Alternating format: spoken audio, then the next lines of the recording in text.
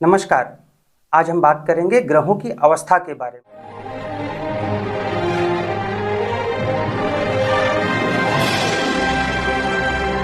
जी हाँ, जैसे मनुष्य या फिर पशु पक्षी या फिर कोई भी जीव जंतु हो जिनके आयु के हिसाब से उनकी अवस्था निर्धारित होती है, इसी प्रकार ग्रहों की भी अवस्थाएं होती हैं।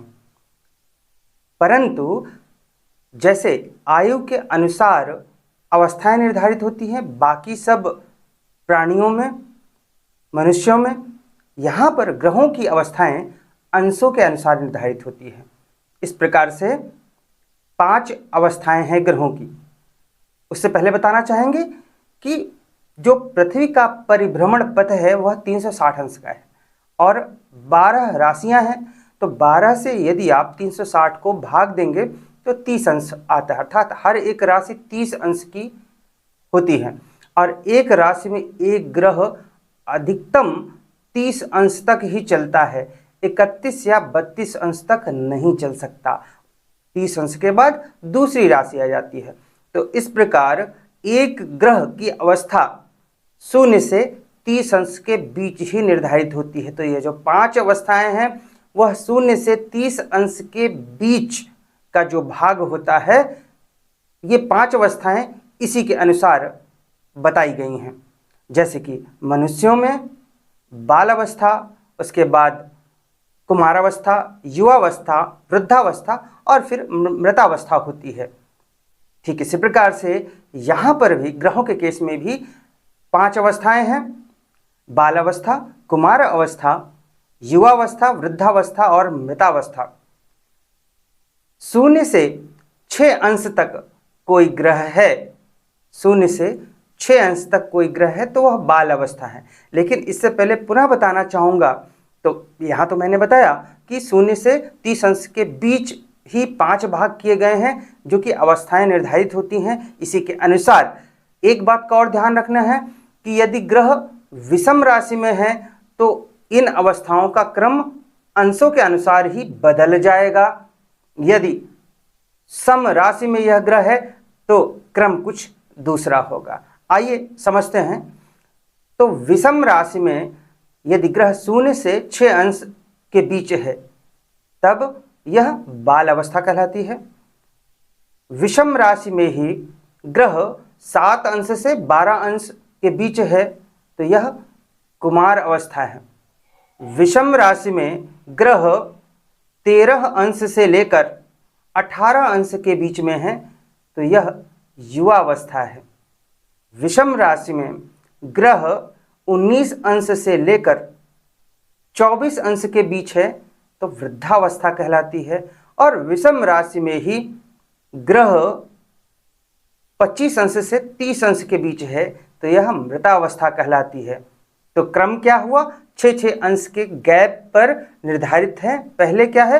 बाल अवस्था, फिर कुमार अवस्था, फिर युवा अवस्था, फिर वृद्धावस्था और अंततः मृतावस्था।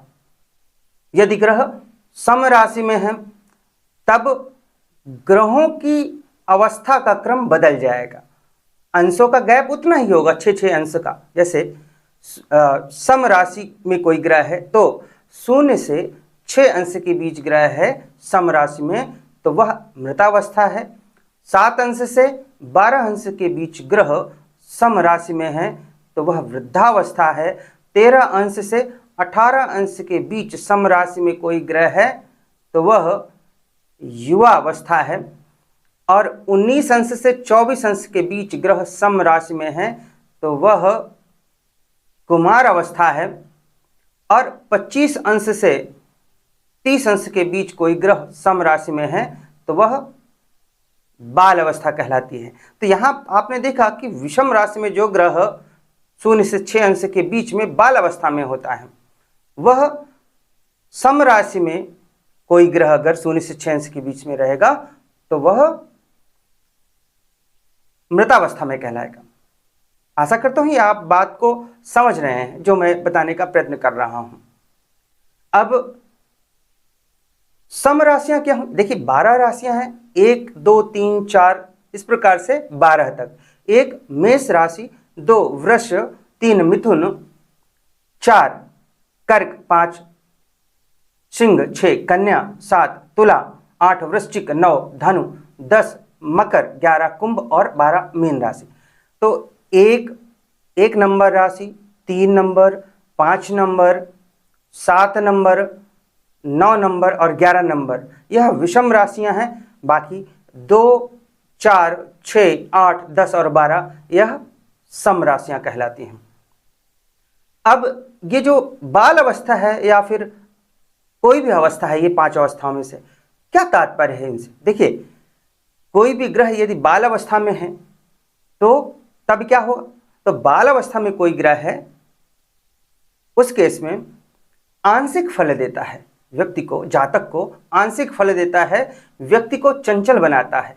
आप इस तरह से समझे कि यदि कोई छोटा बालक है तो उसमें चंचलता भरी हुई होती है। तो इसी प्रकार ग्रह भी यदि बालावस्था में है तो व्यक्ति को चंचल बनाता है और उसमें किसी भी कार्य को कर गुजरने की बहुत चाहत होती है, लेकिन शक्तिहीन होता है। तो इसी प्रकार बाल अवस्था में कोई ग्रह है तो ऐसा जो ग्रह है उसमें शक्ति कम होती है, पावर कम होती है, वह आंशिक फल देता है, व्यक्ति को भी चंचल बनाता है। अगर कुमार अवस्था में है कोई ग्रह, उस केस में व्यक्ति को गैर जिम्मेदार बनाता है।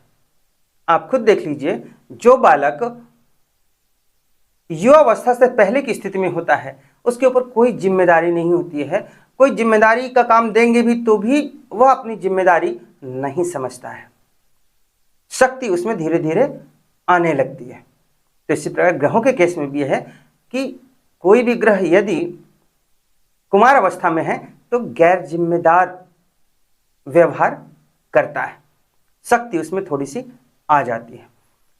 अब बात करते हैं कि कोई ग्रह यदि युवावस्था में है तो युवावस्था, आप मनुष्य के केस में ले लीजिए, युवा है यदि कोई तो उसमें शक्ति भी कूट कूट कर भरी होती है, हर कार्य को कर गुजरने की उसमें क्षमता होती है, विचार भी बहुत आते हैं।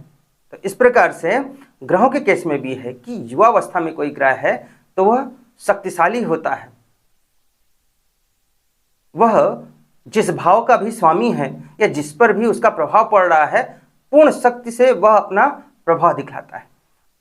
अब अगला बात करते हैं हम वृद्धावस्था की। तो जैसे मनुष्यों के केस में जो व्यक्ति वृद्ध हो जाता है तो उसमें ढेर सारे एक्सपीरियंस आ जाता है, विचार भी स्थिर हो जाते हैं। इसी प्रकार ग्रहों के केस में भी है कि जो भी ग्रह वृद्धावस्था में होता है वह विचारशील हो जाता है।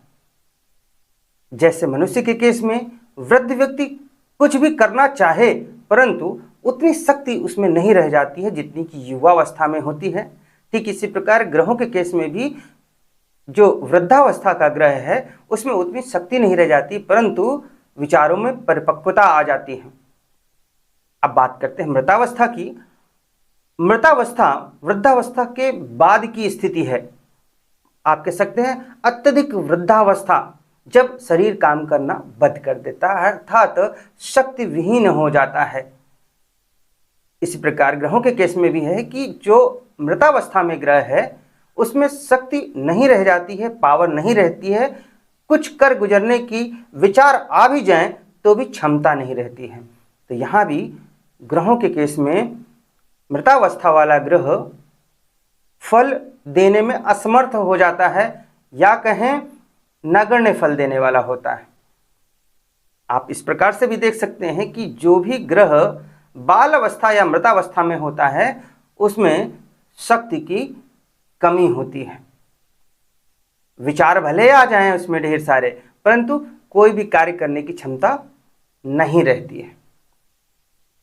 तो इस प्रकार से ग्रहों की 5 अवस्थाएं मैंने बताई, बाल अवस्था, कुमार अवस्था, युवावस्था, वृद्धावस्था और मृतावस्था। ये भी मैंने बताया कि यदि विषम राशि है तो पहले बाल अवस्था आएगी, 0 से 6 डिग्री बाल अवस्था आएगी, इसी प्रकार आगे की अवस्थाएं आएंगी। लेकिन यदि सम राशि में कोई ग्रह है तो क्रम बदल जाएगा, 0 से 6 अंश यहाँ पर मृतावस्था से शुरू होगा। तो आज के लिए बस इतना ही। नमस्कार।